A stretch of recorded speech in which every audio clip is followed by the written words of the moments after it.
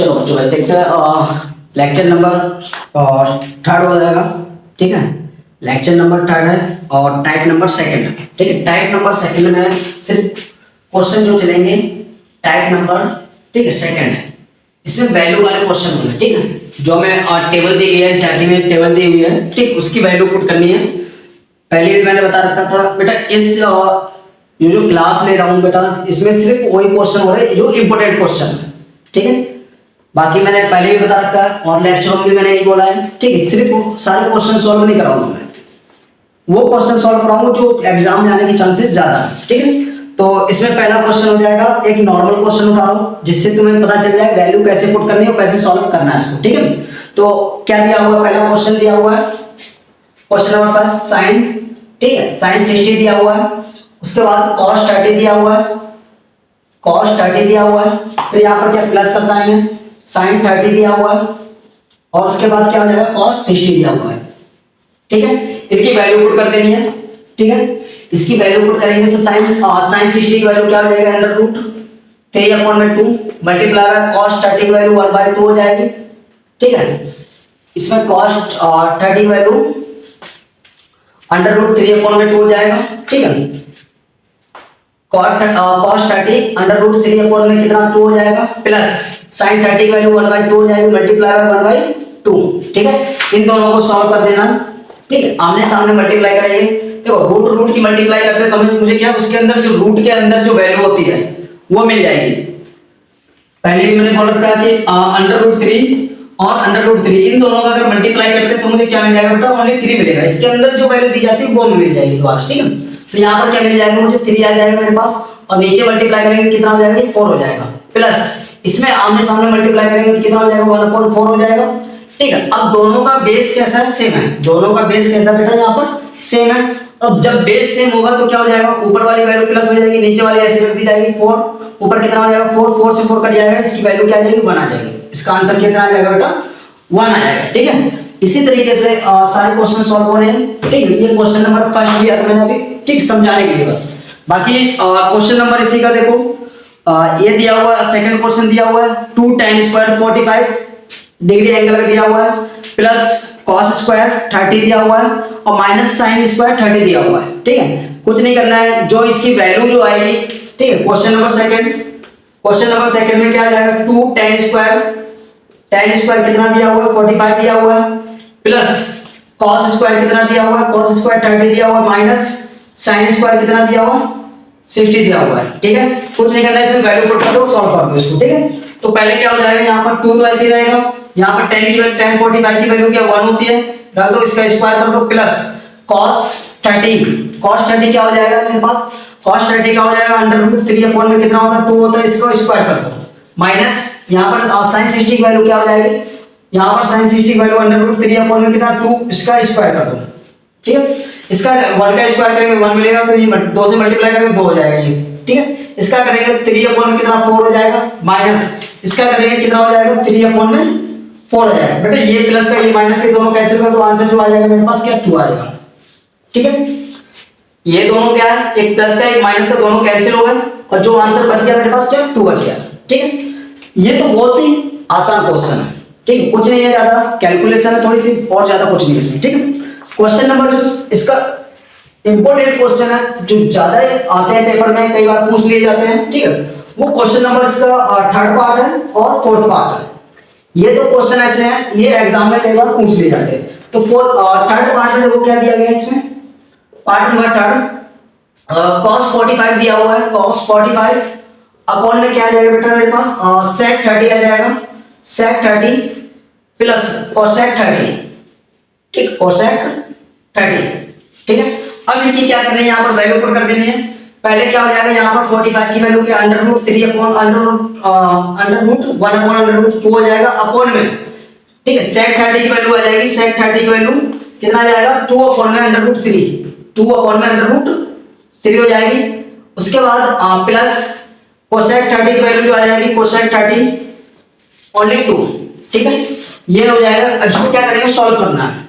ध्यान दो, नीचे क्या 1 लगाएंगे, 1 लगाने के बाद इसमें क्या करेंगे, एलसीएम लेंगे, नीचे वाले का एलसीएम लेंगे, ऊपर ऐसे रखा जाएगा। ठीक है, तो यहाँ पर कितना आ जाएगा, 1 अपॉन अंडर रूट 2 ऐसे रहेगा, नीचे कितना आ जाएगा यहाँ पर देखो इसका जो एलसीएम आएगा, एलसीएम जो आएगा इसका, ठीक है, एलसीएम जो आएगा कितना आएगा, √3 आएगा।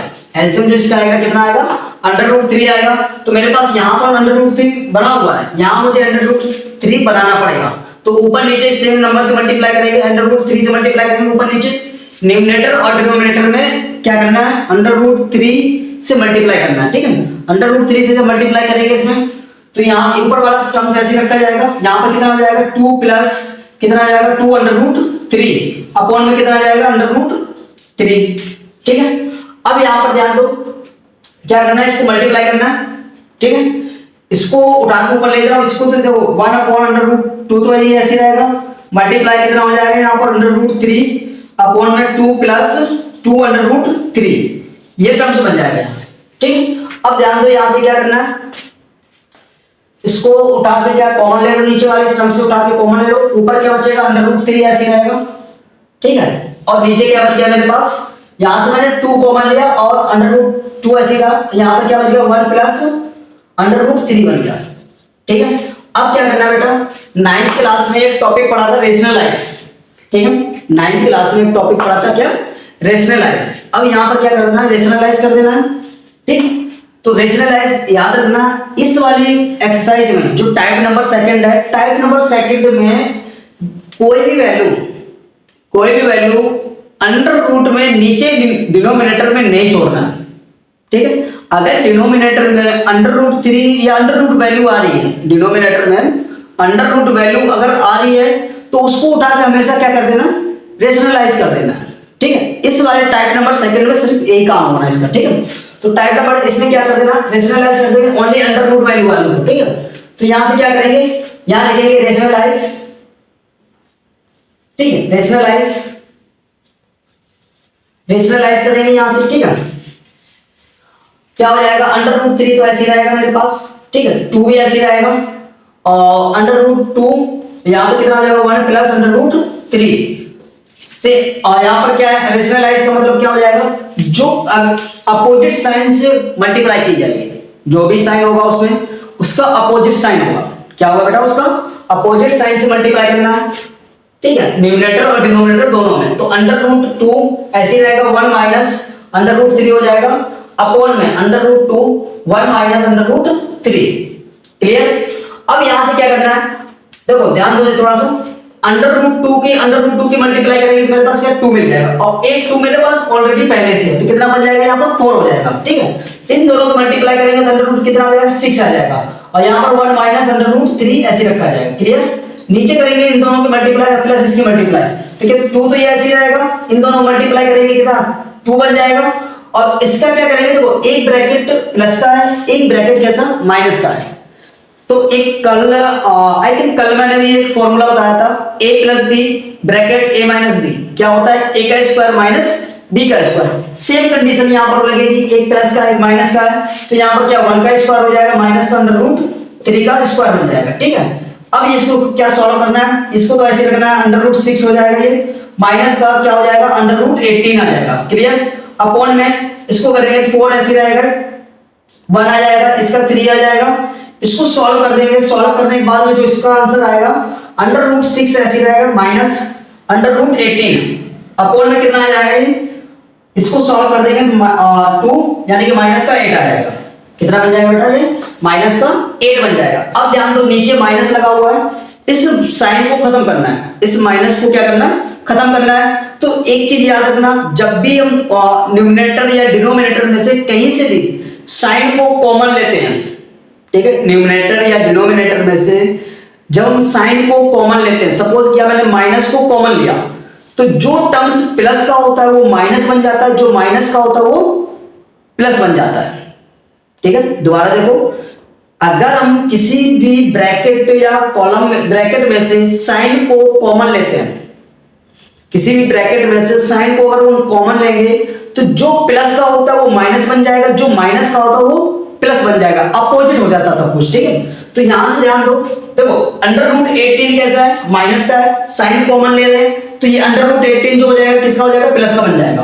तो यानी कि साइन कॉमन लिया, ये अंडर रूट 18 किसका हो गया, प्लस का बन गया। किसका बन गया बेटा, ये प्लस का। और माइनस का ये क्या है, प्लस का अंडर रूट कितना 6 है, ये इस टाइम क्या प्लस का है। जैसे मैं साइन कॉमन लूंगा तो उस जब उसके अंदर जब लिखा जाएगा तो माइनस का बन जाएगा, ब्रैकेट के अंदर जब लिखेंगे तो क्या हो जाएगा, ये माइनस का अंडर रूट 6 हो जाएगा। ठीक है, अपॉन में माइनस का 8 ये ऐसी है, माइनस से माइनस कैंसिल हो जाएगा, माइनस से माइनस कैंसिल हो जाएगा। उसके बाद क्या करना है बेटा, 18 के फैक्टर करो, 18 के फैक्टर कर लो, इसके 2 से जाएगा कितना 9 बार, 3 से जाएगा 3 बार में, 3 से जाएगा 1 बार में, पेयर बाहर निकाल दो और जो वैल्यू बच जाएगा वो रूट के अंदर डाल दो। ठीक है, तो यहां से कितना हो जाएगा, यहां बन जाएगा 3 root 2 minus under root 6 upon में कितना आ जाएगा 8।